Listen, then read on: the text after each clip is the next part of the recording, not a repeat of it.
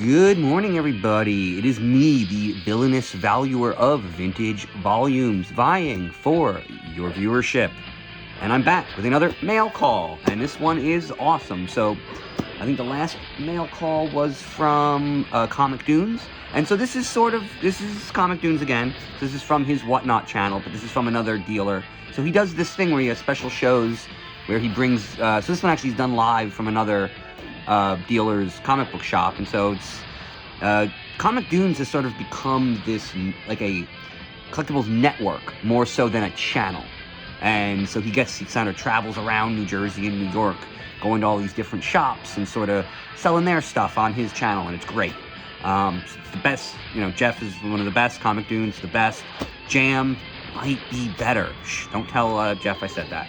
But I'm here, and so this one is from Jam Comics, one of New Jersey's newest brick and mortar comic book shops. And goddamn if this isn't well packaged. This is, and I gotta do more scissoring. Let me get in there. We got the postal. This is just a really sturdy pack job. And there we go, the Gemini supply. You got the stamp on the brick. That's it. That's how you know it's the real shit. Got that Scorpio. Oh wait, shit. Ha! Okay, so the whole thing is, it's a Scorpio. That's the stamp, right? That's it's like a drug thing. There's a cartel known as whatever, and so they would put a scorpion stamp. I just referred to it as the stamp on the block, sort of a reference to that. But Gemini and Scorpio, right? Get it? It's kind of both the same. Okay, so whatever. Got the stamp on the package. This is very well packaged. There is zero risk of me hurting the books by opening them. Boom. There you go. Free installation. There you go. What do we got here? He sent me a love note, in addition to the packing slip. But whatever. Love these guys. There you go. Seriously, Comic Dunes. It's probably... The idea is... Like, I've tried to really enjoy WhatNot a lot more, but it kind of feels like every dealer is very focused on selling one kind of thing. And the best thing about his channel is Jeff is going to have everything. He's going to, he's got tons of vintage games, but he also goes to other people who have things he doesn't have. So at this point, it's just, these guys are the best. There really are some great dealers out there, and I know the internet is great. It's fun to have an account and to be able to buy stuff from anybody.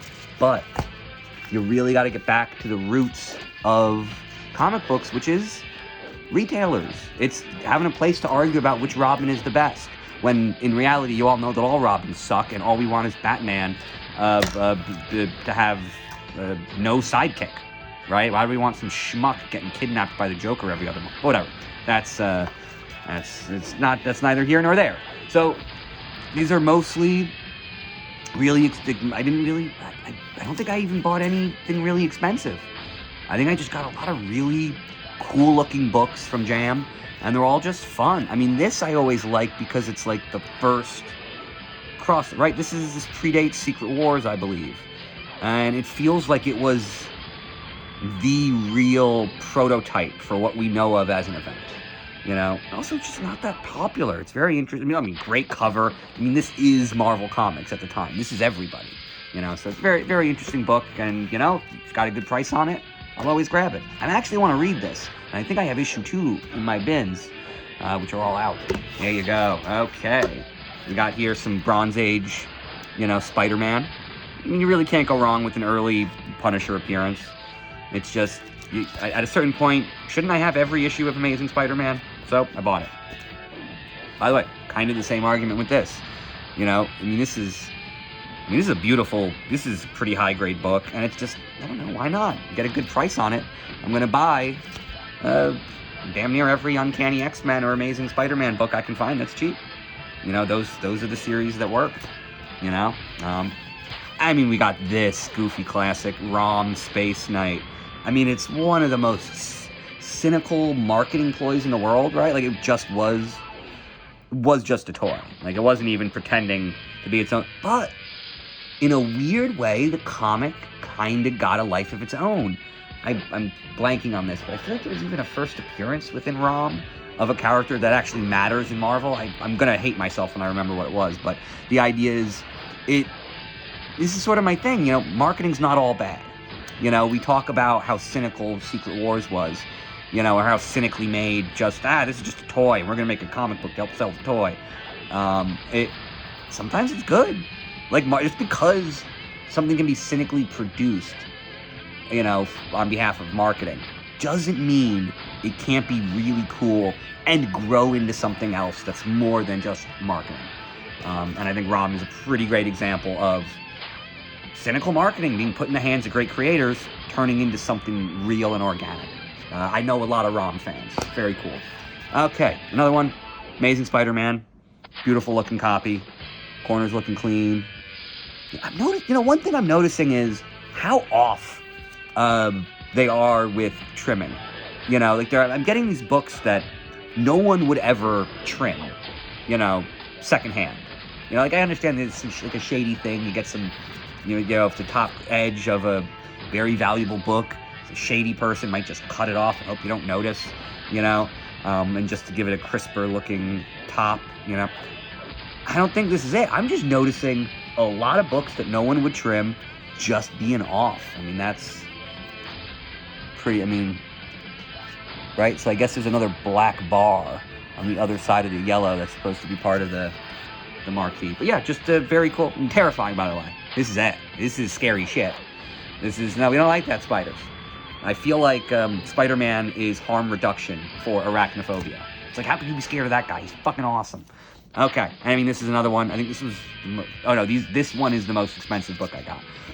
And these, you know, these two are just, you know, it's low-grade silver. These are really cool stories. They're the most iconic characters for the entire line, you know, and it's just, you get to buy a real piece of history.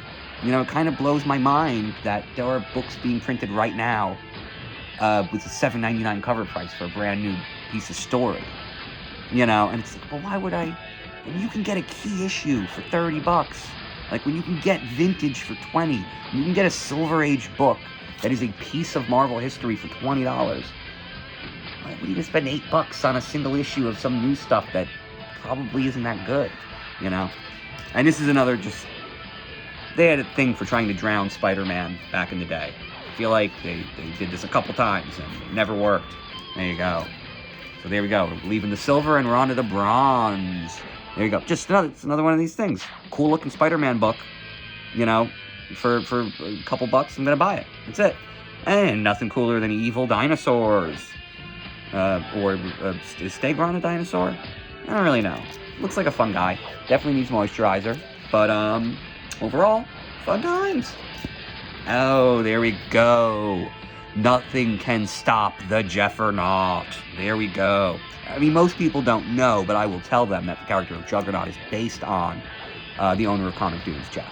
You know, so, because you can't stop him. Nothing, you know, it's Juggernaut, bitch. Everyone knows it.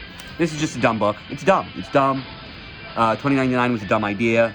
It was a dumb execution. Even this cover is kind of dumb, right? Like, I only ever saw the red one, right? It's the only one I ever got when I was a kid. And I recently saw the non-shiny version, which I guess is supposed to be the cheaper, shittier one, right? Like, this is the cool, shiny one. And there's, like, the gray version. Yeah, well, in the gray version, this stuff actually has depth. Like, it looks like machinery. Like, the shiny version just doesn't, it never looked right. It always looked like just a frame, right? Just a graphical frame around the thing. But then when I saw the unfoiled version, I was like, oh no, there's machinery there. It's actually part of an image, so whatever. But once again, this is the good kind of stupid. Spider-Man $20.99. And with medical technology from Toomes Industry, the greatest, the leading, cutting edge, because people don't realize how much gravity ages us. So it's gonna, no spoilers, but keep your eye out from Toomes Industry. We have some breakthroughs. What I'm saying is, don't tell them I told you, but I think we're all gonna live to see 2099. So get your blue suits ready and your crazy jargon slang that no one remembers. Okay, so this is just... I just bought this because it's just... It's great visual design with the use of negative space, and, you know, I always love... Like, I don't know, they didn't draw his head. There's no head there. You know, but you can just tell where his face is. You know, the use of negative space. You know, the very, very black blacks, very white whites. This is a, you know, you're wondering what this lady's going to do, and it doesn't seem good. And this is just a very fun book, so why not? There we go. I just, you know, these stupid ones with the NBC logo on, and I just, like I said, I have a thing for marketing. I like how marketing can work. So I always thought it was interesting that, you know, using this to promote NBC, using NBC, you know, like the NBC show to promote this, and vice versa, and it's sort of this snake eating its own tail, with the best version ever being the Marvel Team-Up 74, where Spider-Man goes to SNL, which is by far the best NBC cameo, and it also is one of the most fun books ever. So whatever. I just thought this was a fun book, couple bucks, why not buy it? There you go. And this, last but not least, Nuff Said. I literally bought this just for the words Nuff Said. I love the idea of Stan Lee, the world's greatest carnival barker, having a catchphrase of Nuff Said because he never shut up. That was it.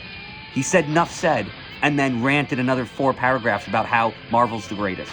I love it. It's such a fun idea of, you know, just, we're the best, Nuff Said. Why? I'll tell you. Yeah, it wasn't enough said. I keep saying it. Stan Lee really was, as I said, I keep talking about marketing, but Stan Lee was the best version of marketing.